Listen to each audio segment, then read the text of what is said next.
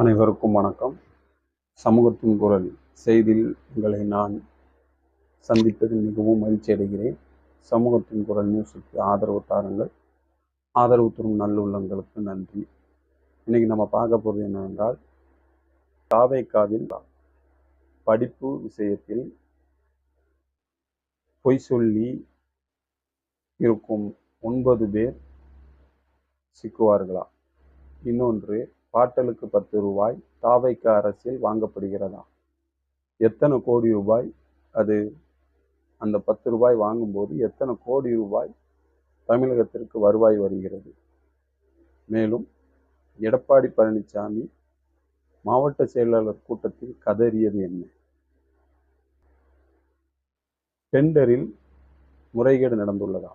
இதை பற்றி தான் நாம் தொடர்ந்து பேச இருக்கிறோம். வாங்கள் நாம் செய்திக்குள்ளாக போவோம்.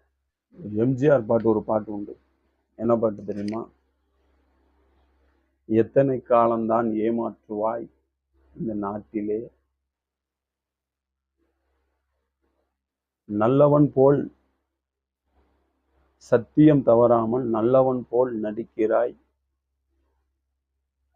நடித்து கொள்ளையடிக்கிறார்கள் அப்படின்னு எம்ஜிஆர் பாட்டு ஒரு பாட்டு உண்டு. அந்த விஷயம்தான் இப்பொழுது நடைபெற்று கொண்டிருக்கிறது. அதை பற்றி தான் நாம் இப்போது பார்க்க இருக்கிறோம்.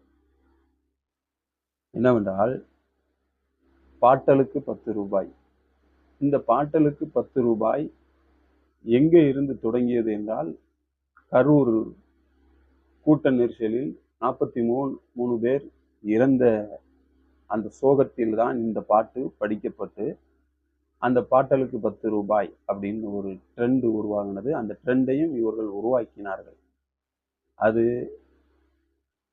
முழுக்க முழுக்க உங்களுக்கு யாருன்னே தெரியும். அதை போது நாம் கூற வேண்டியதில்லை. இந்த பாட்டலுக்கு 10 ரூபாய் தாவேகா அரசில் வாங்கப்படுகிறதா? கண்டிப்பாக வாங்கப்படுகிறது. இந்த பாட்டலுக்கு 10 ரூபாய் தமிழக அரசில் ஒரு வருடத்திற்கு 750 கோடி ரூபாய், 10 ரூபாய் வாங்கினால் 750 கோடி ரூபாய் வருவாய் இருக்கிறது என்று சொல்லப்படுகிறது. இந்த பாட்டலுக்கு 10 ரூபாய் திமுக ஆட்சியில் செந்தில் பாலாஜி மூலமாக ஸ்டாலினுக்கு செல்கிறது என்றார்கள். இப்போது விஜய் ஆட்சி அமைத்த பிறகு 10 ரூபாய் அல்ல, 20 ரூபாய். ஏன் 20 ரூபாய் வாங்கப்படுகிறது? சில இடங்களில் டிஜிட்டல் முறையில் கொண்டு வந்து விட்டார்கள். அங்கேயும் 20 ரூபாய்க்கு மேல 40 ரூபாய் வாங்குவதாகவும் தகவல் வெளியாயிருக்கிறது. இந்த 10 ரூபாய் ஒரு நாளைக்கு தமிழகம் முழுவதும் எவ்வளவு வருகிறது என்றால், ஒரு நாளைக்கு 2.5 கோடி 10 ரூபாய் பாட்டலுக்கு வாங்கினால், ஒரு மாசத்திற்கு 65 கோடி, ஒரு வருடத்திற்கு 750 கோடி, அப்படி கணக்கீடு செய்யப்பட்டிருக்கிறது. இந்த பாட்டலுக்கு 10 ரூபாய் எதற்கு வாங்கப்படுகிறதுன்னு நம் டாஸ்மாக் நிறுவனத்திடம் கேட்கும்போது அவர்கள் சொல்லும் பதில் என்னவென்றால், இந்த கெட்டிடத்திற்கான கரண்ட் பில், உள்ளே வைக்கப்பட்ட ஃப்ரிட்ஜு, இதற்கு எல்லாம் இவர்கள் யாரும் எங்களுக்கு தரமாட்டாங்க, காசு தரமாட்டாங்க. இந்த கரண்ட் பில்லு, இந்த ஃப்ரிட்ஜுக்குள்ள செலவு, இது எல்லாத்தையுமே நாங்க தான் சரி செய்யணும்.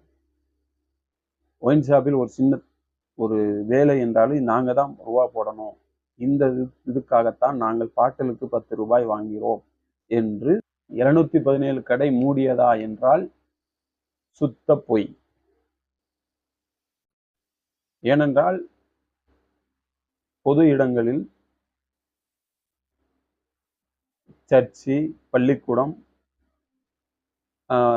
பேருந்து நிலையங்களில் இவைகளில் இருக்கிற கடைகள் மூடப்பட்டு உள்ளது என்றால், அது வாய் வார்த்தையாக தான் 717 கடை என்று சொல்லப்படுகிறது. இதுவரைக்கும் மூடப்பட்ட கடையின் அளவு என்னவென்றால் 50 கடைகள் தான் தமிழ்நாடு முழுவதுமாக மூடப்பட்டுள்ளது. ஏனென்றால் இந்த 500 மீட்டருக்கு தூரம் என்று சொன்னவுடன் அதிகாரிகள் கன்ஃபியூஷன் ஆகிறார்கள். கன்ஃபியூஷன் ஆகி எந்த கடையை மூடன்னு தெரியல. இதனால் ஜோசப் விஜய், தமிழக முதலமைச்சர் ஜோசப் விஜய் என்ன செய்கிறார் என்றால் அதை திரும்ப பெற்றதாக தகவல் வெளியாகி இருக்கிறது. அதனால் 217 கடை மூடப்பட்டதா என்றால் கிடையாது. ஆனால் இந்த பாட்டலுக்கு 10 ரூபாய் தமிழ்நாடு முழுவதும் வாங்கப்படுகிறது. இந்த பாட்டலுக்கு 10 ரூபாய் திமுக ஆட்சியில் செந்தில் பாலாஜி மூலமாக முதலமைச்சருக்கு சென்றதாக இவர்கள் கொட்டடித்தார்கள். இப்பொழுது இந்த பாட்டலுக்கு 10 ரூபாய் யார் மூலமாக விஜய்க்கு செல்கிறதா அப்படி என்றுதான் இங்கே கேள்வியே. ஆதவ அர்ஜுனா மூலம் விஜய்க்கு செல்கிறதா அப்படிதான் சொல்ல வேண்டிய ஒரு சூழ்நிலைக்கு வந்து கொண்டிருக்கிறோம். தமிழ்நாடு முழுவதும் கண்டிப்பாக பாட்டலுக்கு 10 ரூபாய் வாங்கக்கூடாதுன்னு முதலமைச்சர் ஸ்டாலினால் உத்தரவு போட முடியாது. ஏனால் அதுல இருக்கிற சேல்ஸ்மேன் வந்து என்ன செய்வாங்க, நீங்க உங்க இஷ்டத்துக்கு சொல்லிட்டீங்க பாட்டலுக்கு 10 ரூபாய் வாங்கக்கூடாதுன்னு சொல்லிட்டீங்க. ஆனா தமிழ்நாடு முழுவதும் மதுப்பிரியர்கள் டாஸ்மார்க்குள்ள கடைக்குள்ள இறங்கி அடிக்க ஆரம்பிச்சு அவங்களுக்கு வாயில வந்த வார்த்தையெல்லாம் பேசி ஆபாசமா பேசி மதுரையில ஒரு இடத்துல ஒரு சேல்ஸ்மேனு பெரிய ராடை எடுத்துட்டு வந்து இதை தட்டி கேட்டவரை மண்டையிலே அடிச்சிட்டாரு. அதாவது சட்ட ஒழுங்கு சீர்குலைகிற கண்டிஷனுக்கு இந்த பாட்டலுக்கு 10 ரூபாய் சென்று கொண்டிருக்கிறது.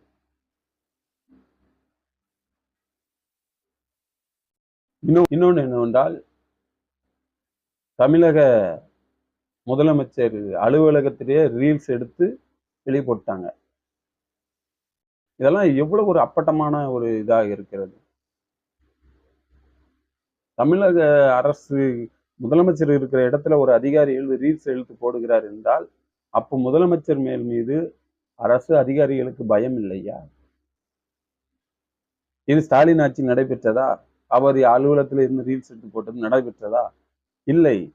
ஜோசப் விஜய் ஆட்சியில தான் முதலமைச்சர் அலுவலகத்தில் இருந்து ரீல்ஸ் எடுத்து போட்ட ஒரு அவலம் ஏற்படுத்தியிருக்கிறது.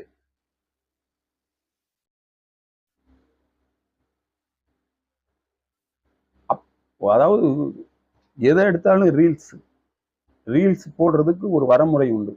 ஆனால் எதை எடுத்தாலும் ரீல்ஸ் அதுக்கு என்ன, அதாவது என்னவென்று பொதுமக்களுக்கு தெரியவில்லை. இது பொய் செய்தியா உண்மை செய்தியான்னு கன்ஃபியூஸ் பண்ணுகிறார்கள். மேலும் தாவேகாவில் கனிமொழின்னு ஒரு எம்எல்ஏ, அவங்களுக்கு ஏதோ மேலே இருந்து பதவி கொடுத்த மாதிரி அரசு அதிகாரிகளுக்குள்ள சேர்ல உட்கார வச்சுக்கிட்டு இவருக்கு மட்டும் சோஃபாவில் உட்காந்து பேசுறாங்க. அப்போ அரசு அதிகாரிகள் என்ன நிலைமையில இருக்கிறார்கள்?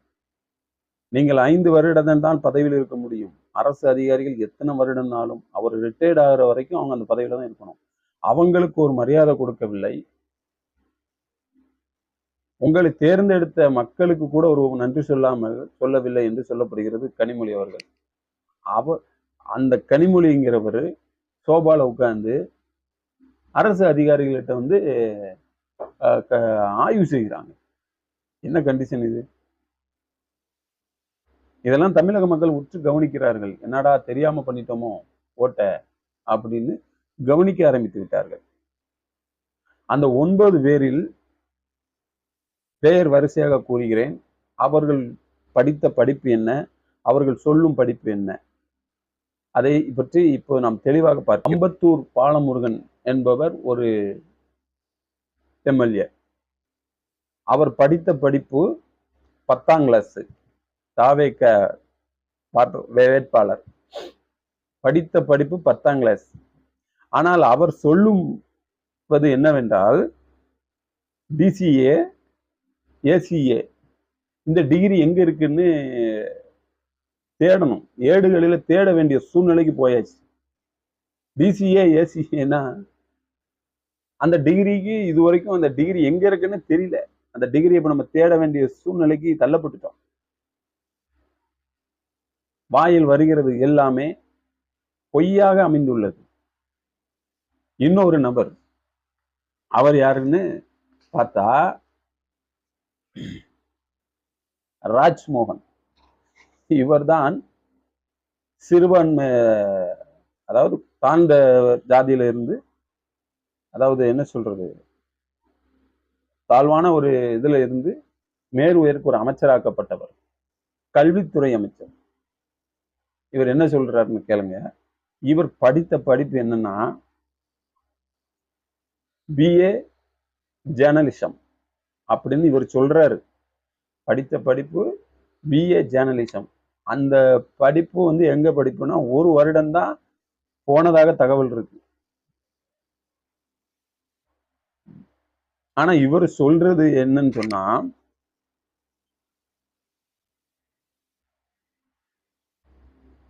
பிடெக் ஐடி இவர் படிச்சிருக்காராம். இதெல்லாம் பார்த்துக்கிட்டே இருக்காங்களா தமிழக மக்கள்? ஒரு கல்வித்துறை அமைச்சர் வந்து தன்னுடைய படிப்பை வந்து உண்மையா வெளியே சொல்ல முடியலன்னா அது என்ன ஒரு இது? படித்தது பிஏ ஜேர்னலிசம். அதுவும் 1 வருடம் தான் அந்த காலேஜுக்கு போனதாக தகவல் இருக்கு. ஆனா இவர் சொல்றது பிடெக் ஐடியை படிச்சங்காரு. இது தேர்தல் ஆணையம் எல்லாம் கவனிக்காதா? இல்ல தேர்தல் ஆணையம் அபிடேட்ல இவர் என்ன கொடுத்திருக்காருன்னு தேர்தல் உடனே நடவடிக்கை எடுக்க வேண்டாமா? என்ன கணக்குல இருக்காங்கன்னு பொறுத்திருந்து நம்ம பார்க்க வேண்டும்.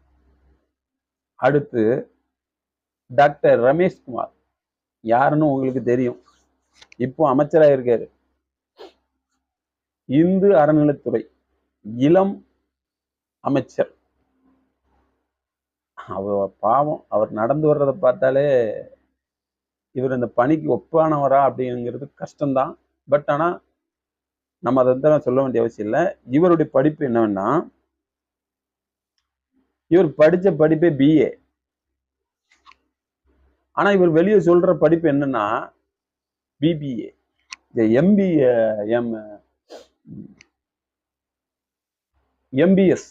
எம்பிபிஎஸ். இவர் படிச்ச படிப்பு வெளியே சொல்றது எம்பிபிஎஸ். ஆனா படிச்ச படிப்பு பிஏ. ஒரு அமைச்சர் பொய் சொல்ற அளவுக்கு வந்துச்சு. அப்படி ஒரு கண்ட்ரோலுக்கு வர்றாங்க. இதையும் தமிழ்நாட்டு மக்கள் ஆதரிக்கிறாங்கிறது தான் சொல்ல வேண்டியிருக்கு. இன்னொருவர் தாம்பரம் சரத்குமார். அவர் படித்த படிப்பு என்னன்னு பார்த்தா பிபிஏ. அவர் படிச்ச படிப்பு பிபிஏ. ஆனா அவர் சொல்வது என்னன்னா எம்பிஏ படிச்சிருக்கேன் நானு அப்படின்னு சொல்றாரு. இதை நான் சொல்லல, தேர்தல் ஆணையத்துல இருந்து அப்டேட்ல இருந்து எடுத்து அப்படியே நமக்கு வெளியே போட்டிருக்காங்க செய்தியா பாக்குறது. ஏன் உண்மையான படிப்பை வெளியே சொன்னான்னு ஏன் சொல்ல மாட்டேங்க? வேறு இன்னொருவர் செல்வம் புக்தார்னு ஒரு ஆளு. அவரு என்ன படிச்சிருக்காருன்னு கேட்டா டிப்ளமோ தான் படிச்சிருக்காரு. படிச்சது டிப்ளமோ. ஆனா அவர் சொல்வது என்ன தெரியுமா? டாக்டர். இந்த டாக்டர்ங்கிறது ஈஸி ஆகி போச்சு. டாக்டர் படிச்சவங்ககிட்ட போய் கேட்டாதான் தெரியும் டாக்டர் படிக்கிறதுக்கு எவ்வளவு கஷ்டம் அப்படின்னு. ஆனா அவங்க சொல்லுவது டாக்டர். இன்னொரு ஆளு கவுண்டம்பாளையம் கனிமொழி. இவங்க யாருன்னு உங்களுக்கு நல்லாவே தெரியும். நான் ஏற்கனவே முதல் இதுல சொல்லிட்டேன். இவங்க வந்து ஜோசியத்துல நோய்களை குணமாக்கிடுவாங்க. குழந்தை இல்லைன்னா ஜோசியத்திலே உங்களுக்கு குழந்தை பிறக்க வச்சிருவாங்க. அப்படிப்பட்ட ஒரு பெரிய ஜோசியர் தான் இந்த கனிமொழி. இவர் என்ன படிச்சிருக்காரு அப்படின்னா பிஏபிஎல் படிச்சிருக்காங்க. இந்த அம்மா, இந்த எம்எல்ஏ பிஏபிஎல் தான் படிச்சிருக்காங்க. ஆனா வெளியே சொல்லுது என்னன்னா டாக்டர். ஏன்னா ஜோசியத்திலே நோய்கள் குணமாக்கிறதாங்க, ஜோசியத்துல குழந்தை பிறக்க வச்சிருந்தாங்க, எல்லாத்தையுமே ஜோசியத்திலே பார்த்துறதுனால அவங்களுக்கு டாக்டர்னு ஒரு பட்டம் கொடுத்துட்டாங்க. ஆனா அவங்க படிச்சது டாக்டர், படிச்சது அட்வொகேட்டுக்கு. ஆனா சொல்லுவது டாக்டர். இன்னொரு அபிஷேக்னு ஒரு நபர், தாவேக்கால ஒரு நபர். அவர் படிச்சது எம்எஸ்சி. ஆனா அவர் சொல்வது எம்பிஏ படிச்சிருக்காங்க. பிசினஸ் மேக்னப்ப அந்த இது வரும், அதை படிச்சிருக்காரு அவர். இதை வந்து நம்ம ஒன்னொன்னா சொல்லிக்கிட்டே இருக்கிறோம். ஒவ்வொரு ஆளும் என்னென்ன படிச்சிருக்காங்க, என்னென்ன செய்யறாங்க, நம்ம சொல்லிக்கிட்டே இருக்கிறோம். நீங்களும் அதை கேட்டுட்டே இருக்கு. புஷி ஆனந்த், அவர் +2 தான் படிச்சிருக்காருன்னு சொல்றாங்க, ஆதாரபூர்வமா சொல்றாங்க. அவர் எந்த படிப்பும் சொல்லலை. அதெல்லாம் நம்ம உண்மைக்கு புறமா சொல்லவே கூடாது. அவர் +2 படிச்சிருக்காரு. ஆதார் படிச்சுன்னா என்ன படிச்சிருக்காருன்னு தேர்தல் அப்டேட்ல கூட என்ன படிச்சிருக்காருன்னு யாருக்கும் தெரியல. அதை யாரும் சொல்லலை. அதையும் மக்கள் கண்டுபிடிச்சிருவாங்க, அது உண்மை. ஆனா அவரும் என்ன படிச்சிருக்காருன்னு வெளியே தெரியல. விஜய் அவரது +2 தான் படிச்சிருக்காரு. ஆனா டிகிரி படிக்கல. Degree incompleted. அவர் படிச்சது +2, டிகிரி படிக்கல, இன்கம்ப்ளீட்டட். அதாவது எல்லாருமே தாவேக்கால வந்து பொய் சொல்வதாக இந்த படிப்பின் மூலம் பிம்பம் உருவாகிவிட்டது. நீங்க கமெண்ட்ல என்ன சொன்னாலும் சரி, அது பிரச்சனை இல்லை. ஏன்னா நம்ம ஆதாரத்தோட தான் எல்லாத்தையும் சொல்லிக்கிட்டு இருக்கிறோம். என் ஃப்ரெண்டு ஒரு ஆள் சொன்னாரு, நீங்க வந்து ரொம்ப பேசாதீங்க, உங்க மேல வழக்கெல்லாம் பதிவு பண்ணுவாங்கன்ட்டு. அதாவது பத்திரிகையாளருங்கிறவனுக்கு அவதூறு பரப்புறாரு அப்படின்னா ஆதாரம் இல்லாமல் அவங்க பேச மாட்டாங்க. பத்திரிகையாளர் ஆதாரம் இருந்து தான் பேசுவாங்க. சும்மா எல்லாம் அவங்க வந்து அவ்வளவு சீக்கிரத்துல பேச மாட்டாங்க. நாங்க ஆதாரத்தோட தான் பேசிக்கொண்டிருக்கிறோம். இந்த 9 நபர்கள் மீது தேர்தலான நடவடிக்கை எடுக்குமா? இவர்களுடைய பதவிகள் பறிக்கப்படுமா? ஏன்னா தேர்தல் அபிடேட்ல ஒரு விஷயம் மறைக்கப்பட்டாலோ, அல்லது சொத்துக்கள் மறைக்கப்பட்டாலோ, படிப்புகள் மறைக்கப்பட்டாலோ, அது தேர்தல் ஆணையம் நினைத்தால், அது உறுதி செய்யப்பட்டால், இவருடைய எம்எல்ஏ பதவியை பறித்து 6 மாசம் சிறைக்கு செல்வதற்கு சட்டத்தில் இடம் இருக்கிறது. அதைத்தான் நம்ம இப்போ வந்து சொல்றோம். பொறுத்திருந்து நாம் இந்த 9 பேர் மீது என்ன நடவடிக்கை பாய்கிறது என்பது நாம் இன்னும் பொறுத்திருந்து தான் பார்க்க வேண்டும். தேர்தல் ஆணையம் என்ன நடவடிக்கை எடுக்க உலகமே எதிர்நோக்கி பார்த்து கொண்டு இருந்த ஒரு டெண்டர், அது பல இடத்துல பேசிட்டாங்க, நம்மளும் பேசணும்ல. டெண்டர் எங்க, இந்த டெண்டர் எங்க நடந்திருக்கு அப்படின்னா காஞ்சிபுரத்துல. தமிழ்நாட்டுல இல்ல, எந்த மாநிலத்திலையும் நடக்காத ஒரு டெண்டர் வந்து இந்த காஞ்சிபுரத்துல நடந்திருக்கு. அது நீங்க கொஞ்சம் கவனிச்சு பார்த்தா தான் உங்களுக்கு தெரியும். ஏன்னா போன அரசு கூட அந்த டெண்டரை வந்து ரொம்ப நாளா இழுத்தாங்க. ஆனா இவங்க அப்படி இழுக்கல. சொல்ல போனா ரொம்ப குயிக்கா மக்கள் கஷ்டப்படுறாங்கப்பா, நீ சீக்கிரம் முடிச்சு விட்டுருங்க அப்படின்னு சொல்லிட்டாரு போல. அப்படிங்கிற மாதிரி வந்துச்சு. அரசு விதியின்படி ஒரு டெண்டர் ஓபன் பண்ணாங்கன்னா குறைந்தது 5 நாட்கள் ஆகும். அந்த 5 நாட்களில் அவர்கள் என்ன பரிசீலனை பண்ணுவார்கள் என்று சொன்னா, இந்த டெண்டரை யார் அதிகமா விலைக்கு எடுக்காங்க, யாரு கம்மியா லோ பட்ஜெட்டுக்கு எடுக்காங்க, அதே மாதிரி அந்த லோ பட்ஜெட்டுக்கு எடுத்தவர்களும் சரி, அதிக பட்ஜெட்டுக்கு எடுக்கிறவங்களும் சரி, அந்த அனுபவம் இருக்கா, இதுக்கு முன்னால டெண்டர் எடுத்ததுக்கான அனுபவங்கள் இருக்கா, இவர் செய்து முடித்திருவாரா, அதற்கான ஆதாரங்கள் இது இருக்கா அப்படின்லாம் யோசிச்சு முடிவு பண்ணி கொடுப்பாங்க. 5 நாட்கள் ஆகும். ஆனால் தமிழகத்திலே நடைபெறாத ஒரு டெண்டர் எந்த ஆட்சியிலும் நடைபெறல. அதிமுக ஆட்சியும் நடைபெறல, திமுக ஆட்சியிலும் நடக்கல. ஆனா தாவேகா ஆட்சியில மட்டும் இந்த டெண்டர் நடந்திருக்குங்க. உண்மை. காலையில 9 மணிக்கு டெண்டர் ஓபன் பண்ணி மாலை 3 மணிக்கு டெண்டரை க்ளோஸ் பண்ணிட்டாங்க. க்ளோஸ் பண்ணி 6 மணி நேரத்துல ஒப்பந்தத்தை கொடுத்துட்டாங்க, ஒர்க்கிங் ஆர்டரை கொடுத்தாங்க. இது நடக்குமா? எங்கேயாவது நடக்கும்? நீங்க பாத்திருக்கீங்களா? இது என்ன டெண்டர் அப்படின்னா, காஞ்சிபுரத்துல ஒரு நீர்த்தேக்க தொட்டி கட்டுறதுக்கு 17,83,000 இந்த டெண்டருடைய தொகை. இந்த டெண்டர் விட்ட துறை எதுல வரும் அப்படின்னா ஊராட்சி துறையில வரும். இந்த ஊராட்சி துறை யார் எடுத்து பார்க்காங்கன்னு உங்களுக்கு நல்லா தெரியும். இழுத்துட்டு வந்துட்டு இட்டுட்டு போனவர் யாரு? புஷி ஆனந்த். அவர் துறையில தான் இப்படி ஒரு பெரிய டெண்டரே நடந்திருக்கு. அந்த டெண்டரை கேட்டா 2 அதிகாரிகள் சஸ்பெண்ட் செய்யப்பட்டுள்ளார். அமைச்சருக்கு தெரியாம இந்த டெண்டர் விடப்பட்டிருக்கும். எப்படி அரசு அதிகாரிகள் அரசு அதிகாரி சஸ்பெண்ட் செய்யப்படுவாங்க? கேட்கிறவன் கேனையா இருந்தா கேப்பையில நெய் வடிது அப்படிம்பாங்க. இப்படி இதுதான் முதல் ஊழல். தூய சக்தி ஊழல் சக்தியா மாறும் காலம் விரைவில் இருக்கு. பொறுத்திருந்து பாருங்கள். இன்னொன்னு என்னன்னா, இந்த டெண்டர் விவகாரம் சிபிஐ கையில எடுத்ததுன்னு வச்சுக்கோங்களேன், ஆதாரம் ரொம்ப ஸ்ட்ராங்கா இருக்கும். இதுல முறைகேடு பண்ணவங்க எல்லாமே ஆன்லைன்ல இருக்கும். எங்கேயும் போய் அவங்க அதிக ஆதாரங்கள் தேட வேண்டியதில்லை. சிபிஐ டைரக்டா இட்டுட்டு வந்தவரை தூக்கிட்டு போயிடுவாங்க. அப்படியே சிபிஐ வழக்குக்கு போனால் இந்த டெண்டர் பற்றி சம்பந்தத்தை பற்றி ஆதாரங்களுடன் சிபிஐ யாரை கைது பண்ணுவார்கள் உங்களுக்கே தெரியும். அதை நம்ம வாயில சொல்ல வேண்டியதில்லை. ஏன்னா அவதூறு பரப்புறாரு அப்படின்லாம் சொல்லிடுவிய. யாரை கைது பண்ணுவாங்க உங்களுக்கே தெரியும் சிபிஐ. அதனால சிபிஐ வழக்கு போனால் மிக ஸ்ட்ராங்காக விஜய் அவர் தன்னுடைய ஆட்சியை நிலைக்குமா அல்லது நீடிக்குமா அப்படின்னு பார்க்கணும். என்னன்னா, விஜய் நம்புறது அதிமுக அவருடைய எம்எல்ஏ நம்பிக்கிட்டு இருந்தார். இவங்க எந்த நேரம் புடிங்கிட்டு போயிருவாங்க அப்படின்னு சொல்லிட்டு நம்பிக்கிட்டு இருக்காரு.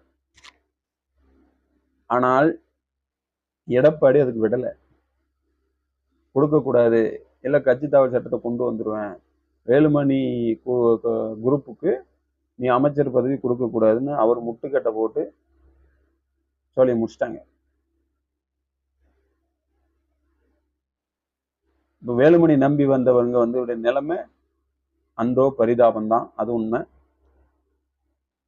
ஆனால் விஜயுடைய எண்ணம் என்னென்றால், எவன் எப்படி போனா எனக்கு என்ன, எவன் கட்சி உடைஞ்சா என்ன, எவன் எப்படி போனா எனக்கு என்ன, ஏன் ஆட்சி நிலைக்கணும், ஏன் ஆட்சி நீடிக்கணும். அதிமுக அடிபிடி சண்டை போட்டு அவன் செத்தா என்ன, இல்ல அதிமுக 2ஆக பிரிஞ்சா என்ன, இல்ல இந்த 25 எம்எல்ஏ பத்தி போனா எனக்கு என்ன, ஏன் ஆட்சி நீடிக்கணும் அப்படின்னு தான் அவருடைய நோக்கமாக இருக்கிறது. இது ஆட்சி நீடிக்குமா என்றால் நாம் பொறுத்திருந்து தான் பார்க்க வேண்டும். அதுக்கு நம்ம உடனே சொல்ல முடியாது. பொறுத்திருந்து தான் கால வட்டம் சுற்றும்ல, அந்த சுற்று வட்டாரத்தில் பார்த்தம்போது தான் தெரியும். அதனால இது ஒரு பேசும் பொருளாக மாறியுள்ளது. மேலும் அதிமுக மாவட்ட செயலாளர்கள் கூட்டம் நடைபெற்றது. வேலுமணி தரப்புல ஒரு தரமும், எடப்பாடி பழனிசாமி கூட்டத்தால ஒரு தரமும் நடைபெற்றது. எடப்பாடி ரொம்ப குஷி ஆயிட்டார். ஏன்னா அவர் சைடு 82 மாவட்ட செயலாளர்கள் வந்துட்டாங்க. ரொம்ப குஷி ஆயிட்டார். அவர் அந்த மாவட்ட செயலாளர் கூட்டத்தில் பேசியது என்னவென்றால், ஒரு வேர்டிங், எனக்கு துரோகம் பண்ணிட்டாங்க, சிவி சண்முகமும் வேலுமணியும் எனக்கு துரோகம் பண்ணிட்டாங்க. வேலுமணி தான் இந்த லீமா ரோஸை கூட்டிட்டு எனக்கு அறிமுகப்படுத்தினாரு. நான் அவருக்காகத்தான் இந்த லீமா ரோஸை உள்ளே சேர்த்தேன். ஆனால் லீமா ரோஸை வைத்து இவர்கள் இப்படி பண்ணுவார்கள் என்று நினைத்தால் நான் சேர்த்திருக்க மாட்டேன் என்று வருத்தப்பட்டிருக்கிறார். மேலும் சிவி சண்முகம் மகன், வேலுமணி மகன், எடப்பாடி மகன், இந்த 3 பேரும் உதயநிதி ஸ்டாலினிடம் போய் நாம் ஆட்சி அமைப்போம் அப்படின்னு பேசியதாக சொல்லப்படுகிறது. அது நாங்க சொல்லல, மாவட்ட செயலாளர், அதிமுக மாவட்ட செயலாளர் கூட்டத்தில் எடப்பாடி பழனிசாமி சொல்லியிருக்கார். ஆனால் நான் அதற்கு கொடுக்கவில்லை, முட்டுக்கட்டு கொடுக்கவில்லை, எனக்கு விருப்பம் இல்லை அப்படின்னு சொல்லிவிட்டேன். ஆனால் ஒன்றே ஒன்று, இந்த 25 பேரையும், விஜய்க்கு ஆதரவு கொடுத்த 25 பேரையும் நான் பழி வாங்கியே தீருவேன்.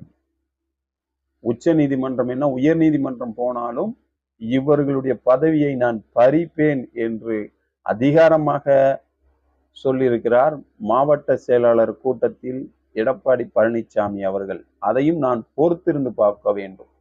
பதவி பறிக்கப்படுமா, நீதிமன்றங்களுக்கு செல்லுமா என்று நாம் பொறுத்திருந்துதான் பார்க்க வேண்டிய சூழ்நிலையில் இருக்கிறது. எடப்பாடி பழனிசாமி விஜய்க்கு ஆதரவு கொடுத்த 25 பேருடைய பதவியை காலி பண்ணினாலும்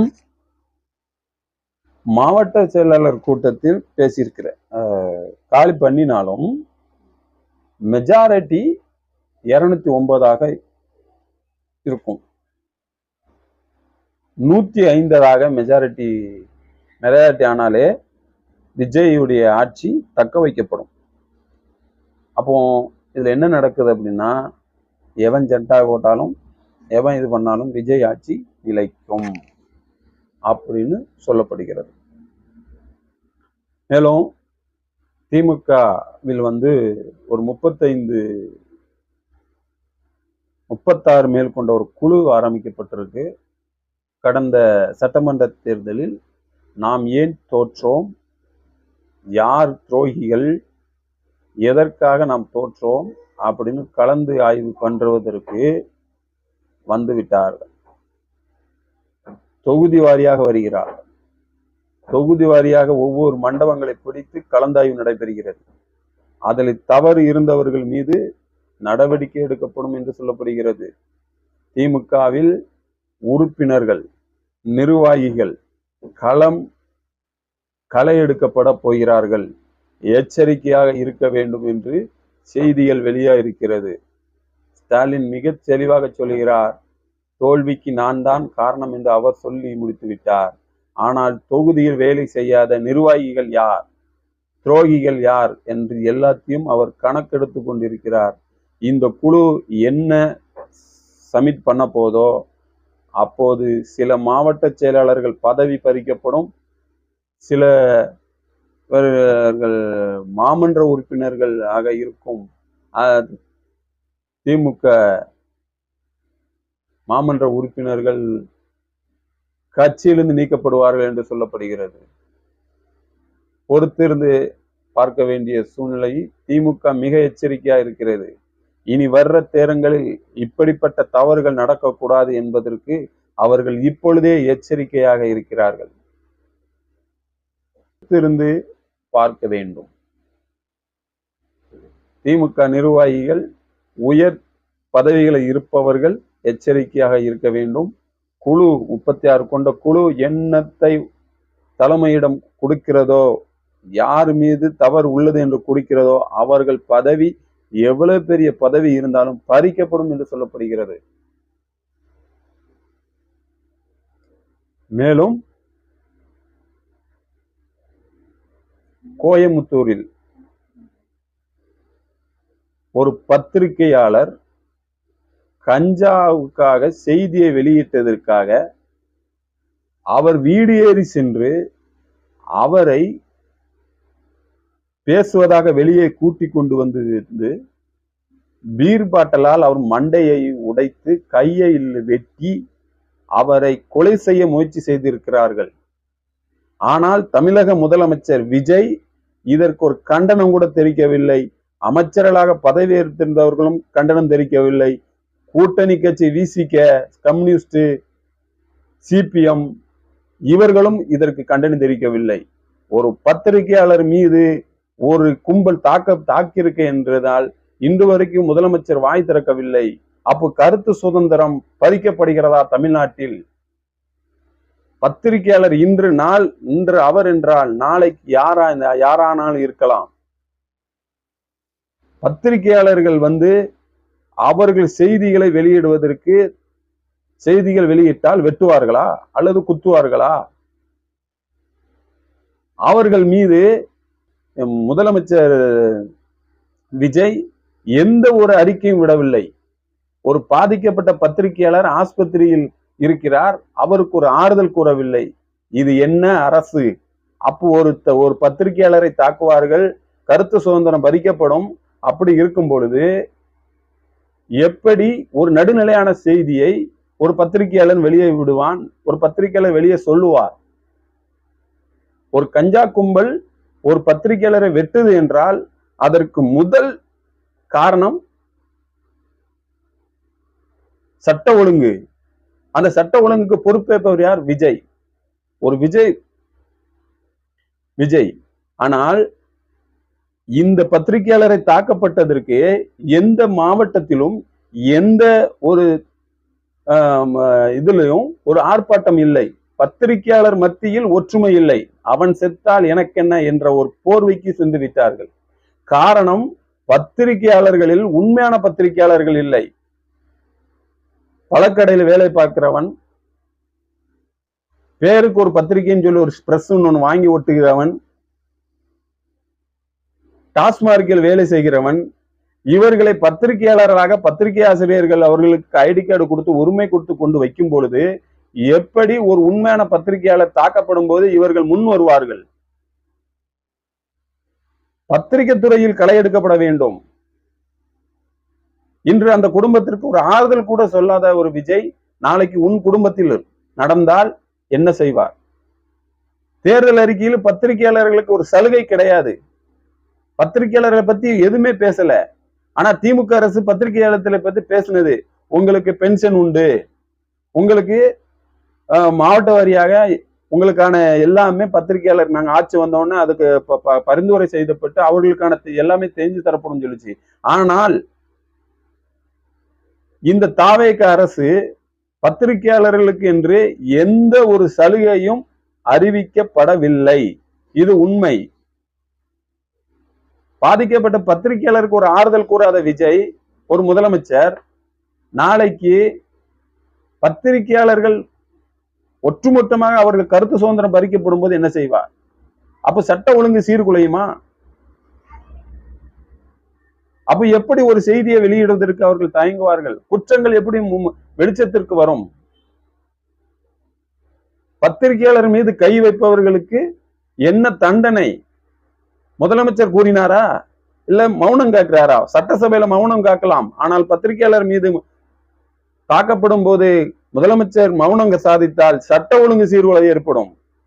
நீங்க சொல்றீங்கல்ல, மது போதை கலாச்சாரம் வர இருக்காது, பெண்களுக்கு பாதுகாப்பு இருக்காது அனைவருக்கும் அப்படின்னு சொல்றீங்கல்ல, இந்த பத்திரிகையாளர்கள் இல்லை என்றால் இவ்வளவு இதுவும் துல்லியமாக நடைபெறும்.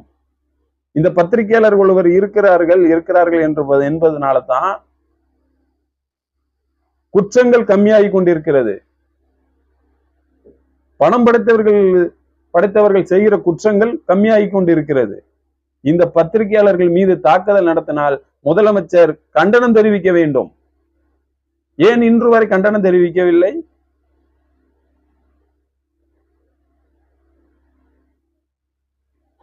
இனி வரும் காலங்களில் பத்திரிகையாளர்கள் மீது யாராட்டும் குலவரி தாக்குதலோ இல்ல அவர்கள் கருத்து சுதந்திரத்திற்கு இடையூறாக இருந்தால் அவர்கள் மீது நடவடிக்கை எடுக்க வேண்டும். பத்திரிகையாளர்களின் உயிர்களை பாதுகாக்க முதலமைச்சர் ஒரு நடவடிக்கை எடுக்க வேண்டும் என்பதை கேட்டுக்கொண்டு சமூகத்தின் குரலுக்கு ஆதரவு தாருங்கள். ஆதரவு தரும் நல்லுள்ளங்களுக்கு நன்றி.